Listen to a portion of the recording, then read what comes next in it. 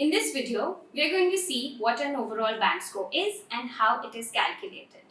Before that, we must know when a candidate appears for an IELTS test, which is the International English Language Testing System, he or she appears for 4 different modules, and that candidate gets scored individually in all those modules. Now, the score is in a range of 1 to 9 on a band score scale. When this score is individually given, then the overall band score is calculated. Now, the individual score can be in whole numbers like 4, 5, 6, 7, etc., or in halves like 4.5, 5.5, 6.5, etc. Now, you must have heard that a university has a certain requirement of a particular band score in the individual modules, whereas they have a different requirement for the overall band. We will see how that will be done and how is the overall band score actually calculated. Now, let us take an example. For example, a student has appeared for an exam and has got listening score as 7, the reading score is 5.5, speaking 6 and writing 5.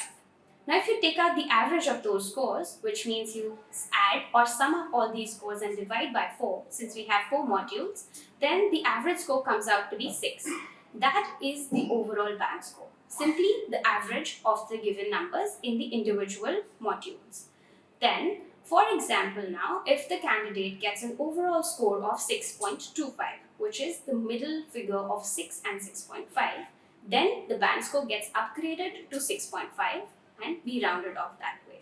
If the candidate gets a score of, for example, 6.125, then the whole number, nearest whole number will be 6 and that will be the overall band score. If, for example, a candidate gets a score in the range of 5.875, then the overall band score gets to be 6, which is the nearest whole number or the whole half. So that is how you can calculate the average score. Simply that becomes the overall band score of the candidate. Thank you. That was all.